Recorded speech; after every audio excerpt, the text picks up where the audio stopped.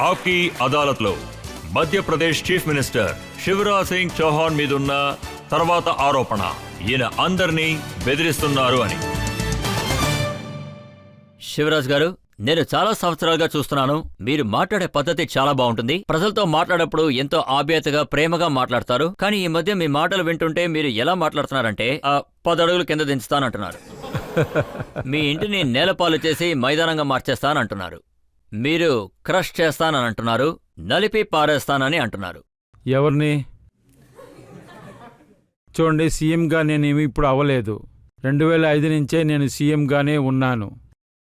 ఆ సమయంలో మధ్యప్రదేశ్ యొక్క ఉత్తరం ప్రాంతం దొంగల భాగం అని చెప్పేవారు. వేరే వేరే దొంగల కథల్ని పెట్టి కూడా సినిమాలు తీశారు. మల్కాన్ సింగ్ అనే ఒక దొంగ, పాల్ సింగ్, ఎంతో మంది ఉండేవారు. ఆ తర్వాత లైన్లో నించోపెట్టి వాళ్ళని చంపేసేవారు. కాంగ్రెస్ రెజిమ్లో 14 మందిని చంపేసేవారు. సాయంకాలం 5 గంటల తర్వాత వాళ్ళ ఇంటి నుంచి బయటకు వస్తారు. దొంగలు ఏ టైంకి బయటకు వచ్చి దొంగతనం చేస్తారో అసలు తెలియదు. నేను సీఎం అయిన తర్వాత గ్వాలియర్లో ఒక మీటింగ్ పెట్టాను. డీజీపీ ఇంకా మిగతా ఆఫీసర్ని పిలిచి చెప్పాను, మధ్యప్రదేశ్లో 1 దొంగలుండాలి, లేకపోతే శివరాజ్ ఉండాలి, ఇద్దరూ కలిసి ఉండకూడదని చెప్పాను. నేను వాళ్ళకి టాస్క్ ఇచ్చాను. ఆ తర్వాత మన పోలీసులు తలుచుకుంటే గర్వంగా ఉంది. 6 నెలల్లో ఉన్న దొంగలందరినీ చంపేశారు కూడా. కాంగ్రెస్ ఉండేటప్పుడు వాళ్ళని కాపాడుకుంటూ వచ్చేవారు. అందరు దొంగల్ని మేము చంపేశాం, కానీ ఇవాల్టి వరకు ఒక్క దొంగని కూడా మళ్ళీ దొంగలాగా పెరగడం మేము చెయ్యనే లేదు. అదే నిజం, అందరినీ అంతం చేశాం.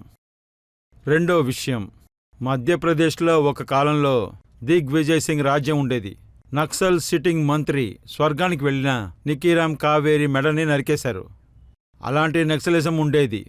మేము నక్సలిజంని మా ఆధీనంలోకి పూర్తిగా తీసుకుని వచ్చేశాం. తర్వాత ఈ సంవత్సరం కూడా సమస్య చేసిన నక్సలైట్స్ని చంపేశాం. మేము వాళ్ళ నెట్వర్క్ని పూర్తిగా అంతం చేశాం. దిగ్విజయ్ ఆయన కాలంలో ఎంతోమంది ఉండేవారు. వాళ్ళు ఎన్నో నేరాల్ని చేస్తూ ఉండేవారు.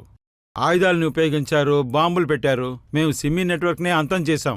ఆ తర్వాత సిమ్మీ ప్రజలు జైల్లో ఉన్న వాళ్ళని తప్పించుకోవడానికి ప్రయత్నించారు. వాళ్ళు ఎక్కువ దూరం పరిగెత్తలేకపోయారు. ఎన్కౌంటర్లో చంపేశాం కూడా. మేము నేరస్తులకి ఆపోజిట్గా ప్రారంభించే నడవడిక తీసుకుంటున్నాం. ఆ తర్వాత ఇప్పుడు కూడా ఎవరైనా మాఫియా ఉన్నా సరే, గూండాలైనా సరే, రౌడీలైనా సరే, వాళ్ళు అమ్మాయిలతో తప్పుగా నడుచుకుంటే వదిలేస్తానా ఏంటి? ఇక మీదట అలాంటి వాళ్ళని సహించకూడదని మేము నిర్ణయించుకున్నాం. మధ్యప్రదేశ్ ఇలాంటి ఒక చట్టం వేసిన మొదటి రాష్ట్రం. అమాయక ఆడవాళ్ళతో తప్పుగా నడుచుకుంటే వాళ్ళని నేరుగా మేము ఊరేసేస్తాం. మేమే మొదటిగా ఆ చట్టాన్ని తీసుకొచ్చింది. ఆ తర్వాత అలాంటి నేరస్తుల్ని 10 అడుగులు గొయ్యి తవ్వి అలాగే ప్రాణాలతోనే పాతేయాలి. నేను చెప్పేది అర్థం ఏంటంటే, కఠినమైన నిర్ణయం తీసుకుంటామనేదే. ఇదే ఉదాహరణగా ఉండాలి. నేరస్తులు నేరం చేయడానికి భయపడాలి. కొల్లగొట్టే వాళ్ళకి, దుష్ట పనులు చేసేవాళ్లకి. నేరస్తులతో నా గవర్నమెంట్ చాలా కఠినంగా ప్రవర్తిస్తుంది, కానీ ప్రజలకి పువ్వుల కన్నా చాలా మృదువుగా ఉంటుంది.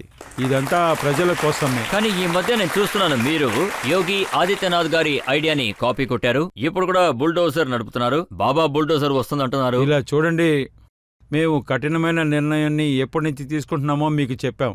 ఇప్పుడు మేము, ఇది నిజమే, 23 ఏకర్ల స్థలం. అవును, నిజమే, 23 ఏకర్ల స్థలం. వాళ్ళు ఎలాంటి వాళ్ళంటే తనని తానే శక్తివంతులని అనుకుంటున్నారు, మాఫియా అని అనుకుంటున్నారు. ప్రజలు వాళ్ళకి భయపడుతున్నారు. వాళ్ళ దగ్గర చట్టవిరుద్ధమైన స్థలాలున్నాయి. బుల్డోజర్ పంపించి దాన్ని మేము తీసుకొచ్చాం. ఆ తర్వాత ఏ చోటైతే తీసుకున్నామో అది పేదవాళ్ళకి ఇచ్చేవాళ్ళం. పేదవాళ్ళకి ఇల్లు కట్టించేవాళ్ళం. భోపాల్లో, ఇండోర్లో, గ్వాలియర్లో స్వరాజ్ కాలనీ తయారవుతూనే ఉంది. ఈ మాఫియా నుంచే ఈ స్థలం అంతా మేము ఆక్రమించాం. మీరు కట్టిన స్వరాజ్ కాలనీకి దిగ్విజయ్ సింగ్ గారు వెళ్లారు, కమల్నాథ్ గారు వెళ్లారు. దిగ్విజయ్ సింగ్ గారు ఏడ్చారు. మీరు పేదల మీద, షెడ్యూల్ ట్రైబ్స్ వాళ్ళ మీద బుల్డోజర్ ఎక్కించారన్నారు. మాఫియా ఒకవేళ వాళ్ల మిత్రులు అయితే మేమేం చెయ్యాలో చెప్పండి? ఏ పేదవాళ్ల మీద బుల్డోజర్ ఎక్కలేదు. ఎవరు అక్కడికి వెళ్లారో వాళ్ళు ఏడుస్తానికి మాత్రమే అక్కడికి వెళ్లారు. ఎందుకంటే వాళ్ళ వర్కర్స్ అక్కడ ఉన్నారు. అలాంటి తప్పుడు పనులు వాళ్ల కాలంలోనే చేశారు. కానీ మావయ్య రాజ్యంలో తప్పు చేసేవాళ్ళు తప్పించుకోలేరు. తర్వాత మీరు టైగర్ ఇంకా బతికే ఉందన్నారు. ఇది 1.5 సంవత్సరం నేను సీఎంగా లేనప్పుడు చెప్పాను. అర్థమైందా? అందరూ ప్రయత్నించారు అది ప్రజల్ని ఇబ్బంది పెడతానికి, బీజేపీ వాళ్ళని నొక్కేయడానికి కోసం. అప్పుడు నేను చెప్పాను, నేను సీఎం కాపోవచ్చు, కానీ ఇంకా టైగర్ ప్రాణాలతో ఉంది అని.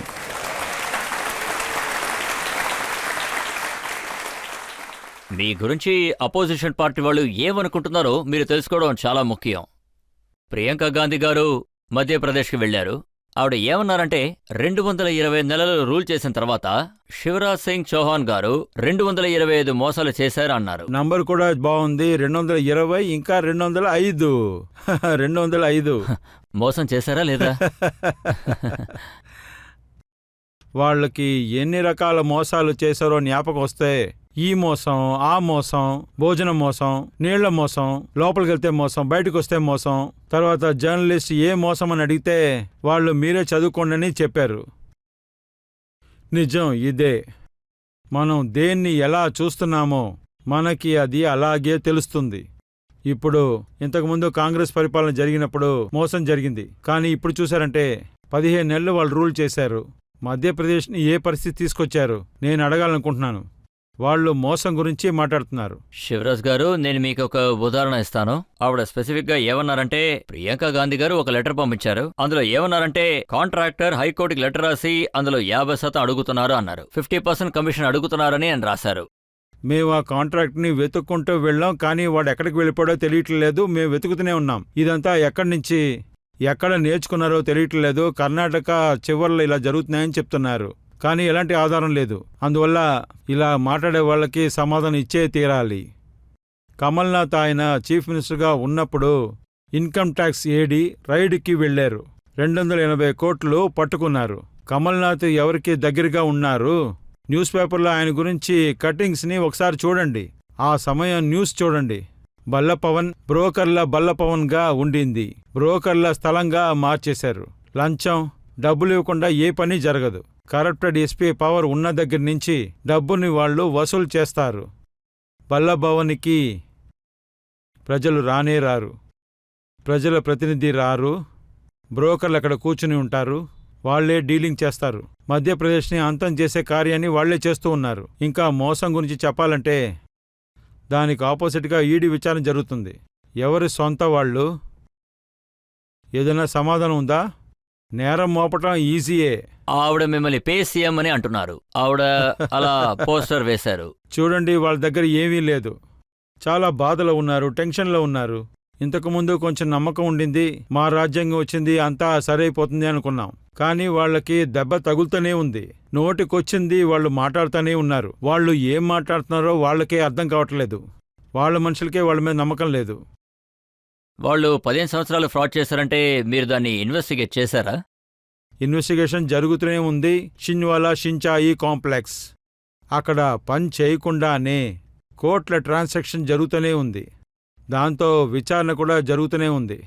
తర్వాత మీ వాళ్ళు కూడా పోస్టర్ వేశారు. కమల్నాథ్ గారి కరప్ట్ నాథ్ అని అన్నారు.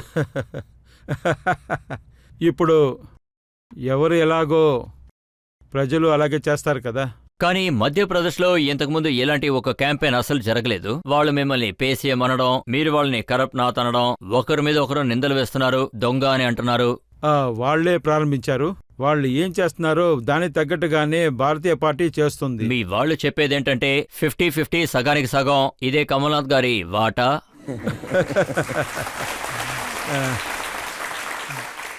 వాళ్ళ ప్రభుత్వం నడుస్తున్నప్పుడు వాళ్ళ ప్రభుత్వంలో ఎవరు అసలైన సీఎం అనేది ఒక భ్రమలో ఉండేవారు. ఆపోజిట్లో కమల్నాథ్ మొహం ఉండేది. వెనక నుంచి పనిచేసేది దిగ్విజయ్ గారు.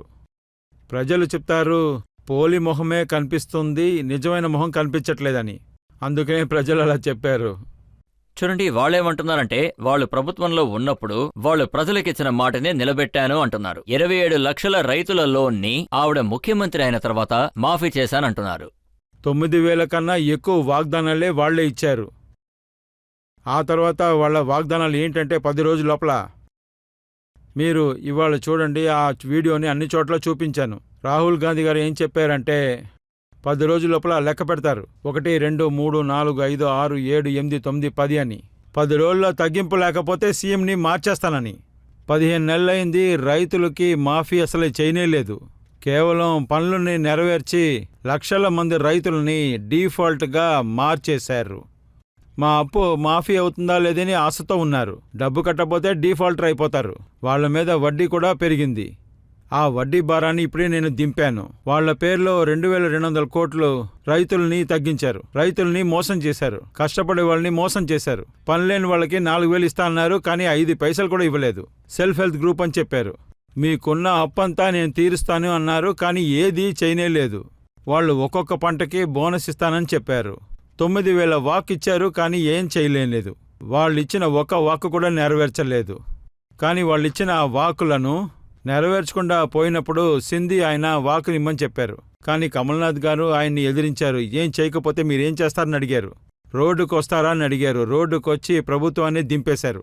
సింధియా మిమ్మల్ని ముంచారా లేదా మీరామ్ని ముంచారా? చూడండి, కమల్నాథ్ గారు ఏం చెప్తారంటే, నా రోలు ఎక్కువసేపు రుబ్బుతుంది, వెయిట్గా రుబ్బుతుంది అన్నారు. కానీ ఎంత వెయిట్గా రుబ్బారంటే ఆయన ప్రభుత్వాన్నే రుద్దారు. ఆయన చేసిన పని అలాంటిది. అందువల్ల కాంగ్రెసే విరిగిపోయింది. సింధి ఆయన చెప్తూనే ఉన్నారు, వాకు నెరవేర్చానని, ప్రజలకి సేవ చేయమని చెప్పి. ఇది వాళ్ళకి తప్పుగా అర్థమైంది. దిగ్విజయ్ సింగ్ ఏం చెప్పారంటే, వాళ్ళు కూడా గొడవ ఆయన పడ్డారు. ఏమన్నారంటే ప్రభుత్వాన్ని కూల్చడానికి మీరు 2.5 కోట్లు ఖర్చు పెట్టారు అన్నారు. లిగ్గి బాబా ఏదో ఒకటి చెప్తూనే ఉంటారు, కానీ దేనికి పనికిరాదు. ఇప్పుడు షోని నింపడానికి ఏదో ఒకటి మాట్లాడక తీరాలి. ప్రజలు ఏమంటారంటే ఆయన కమల్నాథ్ అడ్వైజర్ అని, అందుకునే ఆయన దెబ్బతిన్నారని. కానీ ప్రజలకు కూడా నమ్మకం లేదు.